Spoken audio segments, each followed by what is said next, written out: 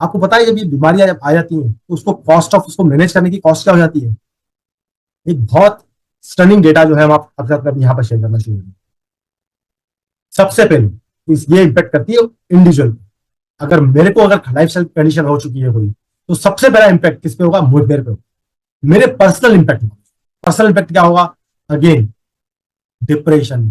मेरी एस्पिरेशन होता है कि मैं कोई एस्पायर कर रहा हूं कि नहीं यार, मुझे है ना, जब मैं 50 साल का हो जाऊंगा तो मैं घूमने जाना चाहता हूँ, है ना, मैं ये सोशल एक्टिविटी या ये इस फेस्ट को ज्वाइन करना चाहता हूँ, या मैं इस कम्युनिटी में जाना चाहता हूँ, मैं ये काम करना चाहता हूँ, मेरी कुछ एस्पिरेशंस होगी। पर अब सोचिए जरा, अगर उस एज तक आते आते अगर हेल्थ कंडीशन डिटोरेट हो जाए, तो क्या मैं वो अपनी जो लाइफ लॉन्ग से जो मैं सोचा था कि मैं पैसे इकट्ठे कर रहा हूँ, मैं बचा रहा हूँ, क्योंकि एक दिन होगा मैं अपनी जवाबदारी से निवृत्त होऊंगा और फिर मैं जाके ट्रैकिंग करूँ।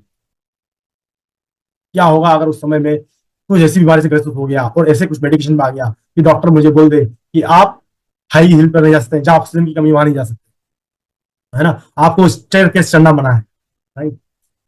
फिजिकल एक्टिविटी, मैं कोई अपना काम खुद नहीं कर पाऊँ, खुद ही बीमार हो जाऊंगा, डिपेंडेंसी दूसरों पे बढ़ जाएगी, मेरी मोबिलिटी कंप्रोमाइज होगी। मान लो पड़ा मेरे नीज ज्वाइंट, अगर मुझे कोई बहुत सीवियर बीमारी नहीं हुई, अगर नी ज्वाइंट भी काम करना बंद कर दिए, तो सोचिए जरा, मेरी मोबिलिटी कंप्रोमाइज है, राइट। मतलब यहां से वहां जाने के लिए भी मुझे किसी का सहारा ना पड़ेगा, किसी की जरूरत होगी, राइट। एंग्जाइटी, स्ट्रेस, डिप्रेशन, ये सब चीजें तो मतलब बाय डिफॉल्ट एक बीमारी के साथ में फ्री ऑफ कॉस्ट आती है, जिसको बोला जाता है, राइट। लॉन्जिविटी, मेरी लॉन्जिविटी कॉम्प्रोमाइज हो जाएगी। पर खाली ये नहीं कि खाली मैं ही कम इम्पेक्ट होऊंगा अगर मैं बीमार हुआ तो, आप सोचिए मेरी फैमिली पे क्या इम्पेक्ट पड़ेगा।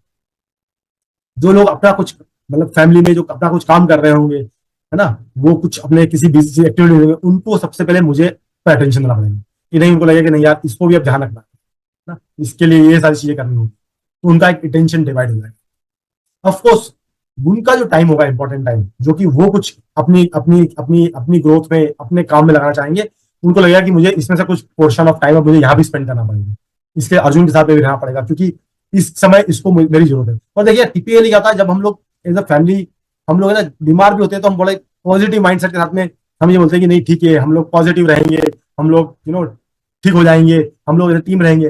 पर देखिए अटेंशन और टाइम के साथ साथ इमोशनल ट्रॉमा जो होता है, ठीक है, अगर मैं ठीक नहीं होगा तो आपको क्या लगता है मेरी फैमिली में कितने मेरे आसपास लोग होंगे जो कि उनको लगेगा कि यार ये क्या, जो कि मेरे से इमोशनली कनेक्टेड होंगे, वो एक इमोशनल ट्रॉमा से गुजर रहे होंगे, उनको लगेगा कि यार ये कैसे किसी भी तरह से ठीक हो जाए, वो स्ट्रेस में होंगे।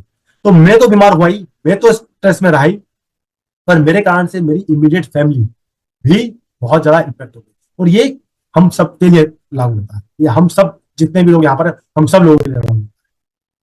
इकोनॉमिक बर्डन, आपको पता है आज की तारीख में अगर ओपीडी में भी किसी एक डॉक्टर के पास जाया जाए तो उसका बिल कम से कम 1000 से 2000 रुपए होता है। मतलब सिर्फ जाके दिखाने के लिए कि मुझे क्या प्रॉब्लम हो गई है, मुझे थकान हो रही है बहुत, तो मैं चाहता हूं कि आप बताएं कि मुझे क्या प्रॉब्लम हो गई है, उसकी जानकारी लेने के लिए भी कम से कम 1000 से 2000 रुपए की फीस जो लगती है वापस चार्ज होती है। कोई सीरियस बीमारी हो गई, कार्डियोवास्कुलर प्रॉब्लम हो गई, एंजियोप्लास्टिया की बीमारी हो गई, तो वो 1 से 2 लाख रुपए का खर्चा हो जाता है। बाईपास सर्जरी 3 से 6 लाख रुपए का खर्चा, राइट। आप देखेंगे कि बहुत सारे जो कैंसर के पेशेंट है वो कैंसर का ट्रीटमेंट नहीं ले पाते। क्यों? क्योंकि उनका पर साइकिल ऑफ जो ट्रीटमेंट का साइकिल होता है, उसके लिए उनको 60,000 से 1 लाख रुपया खर्च करना पड़ता है एक साइकिल। वही data, same type of data है, किडनी का डायलिसिस हो, कोई भी डिजीज कंडीशन हुई, इतना कॉस्ट ऑफ जो हमारा मेडिकल बिल है, वो इकोनॉमिक बर्डन है, वो हम पे ही नहीं पड़ेगा, हमारी फैमिली पे भी पड़ना। Loss of earning. मैं नहीं चाहता कि मैं 60 साल बाद रिटायर, ठीक है, 60 साल बाद होता है कि ऑर्गेनाइजेशन गवर्नमेंट आपको रिटायर कर दे, पर हम चाहते हैं कि भैया 60 साल के बाद मैं अपनी कंसल्टेंसी करूं, मैं अपना कुछ मैं अपना कुछ टीचिंग सिखाऊं किसी को, मैं कोई कहीं जाके ट्रेनिंग करूं, जो मैंने इतना सारा ज्ञान लिया है, नॉलेज लिया है, मैं उसको किस तरह से यूज करूं, मैं कोई अपने गांव जाके वापस से खेती करूं, गार्डनिंग करूं, मैं कोई सी भी एक अर्निंग अपॉर्चुनिटी को चूज कर सकता हूं, अगर मैं हेल्थी हूं, अगर मैं फिट हूं। आप सोचिए वो अर्निंग अपॉर्चुनिटी में से होती है। और मैं क्या बोल रहा हूँ आपको, 60 साल तो छोड़ दीजिए, अगर उसके पहले ही अगर प्रॉब्लम आ गई, तो जो करंट जॉब है, करंट काम कर रहे हैं, करंट बिजनेस में जो हम लगे हुए हैं, वो भी एक बहुत लंबे हिस्से से लंबे प्रॉब्लम से कॉम्प्रोमाइज हो सकता है।